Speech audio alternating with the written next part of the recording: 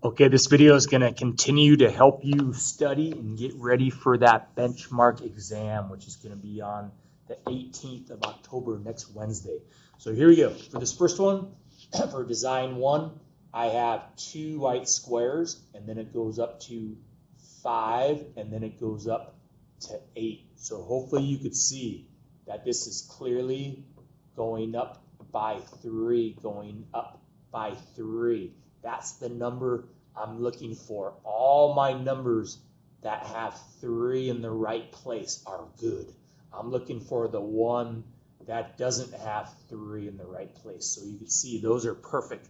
3 exactly where it needs to be, right in front of X or in this recursive form. I can see this one right here is the only one that does not have 3 in front of its X. It has a 2. So that's the one that does not show the pattern of white squares, that 2x plus 3. And now I use one of the good ones to plug in a value. I'm going to take that 27 and I'm going to plug it in for x and do that math. So I write 3 and I open up a parenthesis, and inside there I put that 27 and then I close that and then subtract 1. So for this one, I take 3 times 27, and then I take that 81, and then now I subtract 1, and that tells me how many white squares after 27 steps. You can see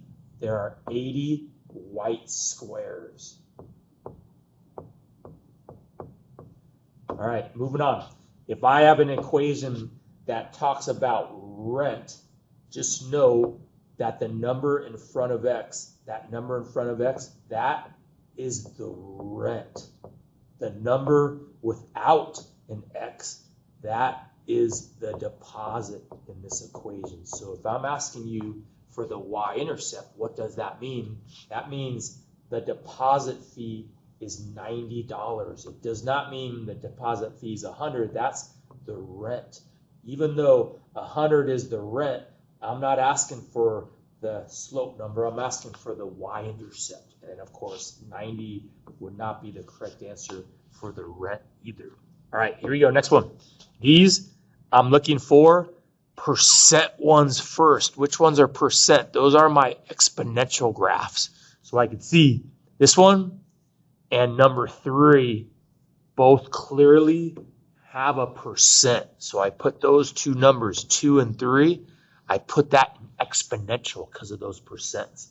And then the other ones I'm looking, this one growing 1/2 an inch, there is no percent there. So I put that in linear, number 1. And then the next one, I got to do a little math. So I have 9, 12, and 15. What I'm doing right there, I could see that I'm adding by 3.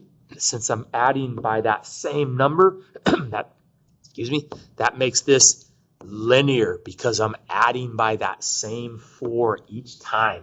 All right, last 2, I got to do a little bit of math. I got to take 34 and divide it by 2. That will give me how much she's making after 2 hours. And I see that's $17 for every 1 hour, which would be like 17x if I had an equation.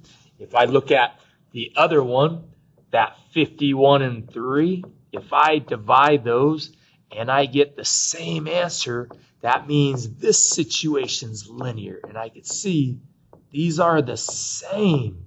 So I'm going to put number 5 in linear as well. You can see none of these is neither. All right, moving on. This guy. Take these two numbers and subtract them on your calculator. Take 85, subtract that 66, and the number that you'll get spit out is the number that I'm adding. That's 19.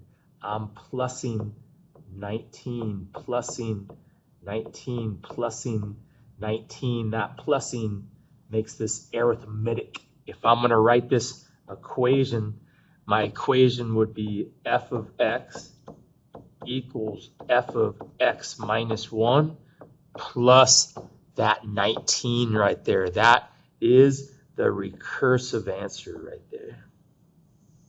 If I want explicit, I'm going to go backwards and take away 19 from this negative 85.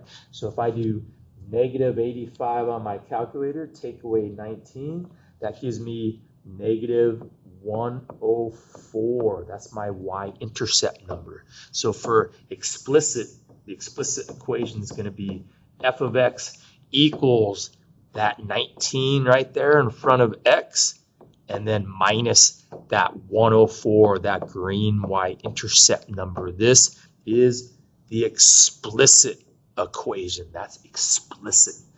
All right, moving on.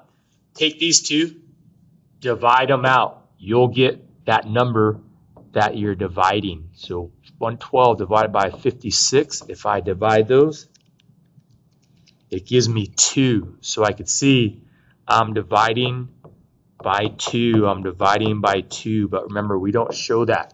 We show dividing by 2 as timesing by 1/2. Dividing by 2 is the same as timesing by 1/2. I promise you. So timesing makes this geometric. For my recursive, I have f of x equals f of x minus 1 times that 1/2 number right there. That is recursive. Notice there's no division. We turn dividing into 2 into timesing. Dividing by 2 is the same as timesing by 1/2. If I go backwards, the opposite of timesing by 1/2 is timesing by 2. And what am I timesing 2 by?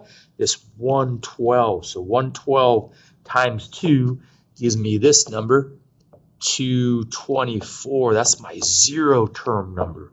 So for explicit, I write f of x equals, I put that 224 right here, and then in parentheses, I put that 1/2, and that's raised to the x power, not just timesing x to the x power. That is explicit. Explicit. All right, moving on, almost done.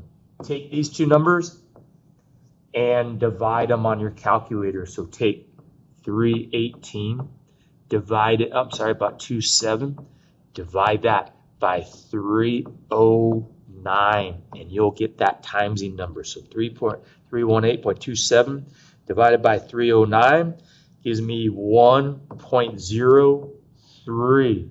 That is the number I'm timesing, 1.03, which means as I go up the column, I'm dividing by 1.03. And what am I dividing? I'm dividing this 309. So if I take 309 and divide it by 1.03, my calculator will spit out the number that's above 309, which is 300. So if I go up to 0 on this column, in this column, it's 300. That's my zero term. So for this one, f of x equals that green 300 times in parentheses that 1.03, close that parenthesis, raised to the x power. That is explicit equation. All right, last one. This guy. If you don't know what I'm timesing by, take 32 and 8 and divide it, and you'll see that's 4. Timesing by 4, timesing by 4, timesing by 4, which means if I go this way, dividing by 4, I'm dividing this number by 4. So 8 divided by 4 gives me 2. That's my zero number. So if I write this equation, the equation is that green 2, the number before 8, times in parentheses that red 4 raised to the x power. All right, hopefully that helps you, because now the last thing that we're doing, of course, is dots or no dots. So remember, if I have dots, discrete. If I have no dots, continuous. Remember that. You got to know that. Know that if my graph is straight, linear, Know that if my graph goes curvy, exponential. So remember that stuff too. All right, good luck.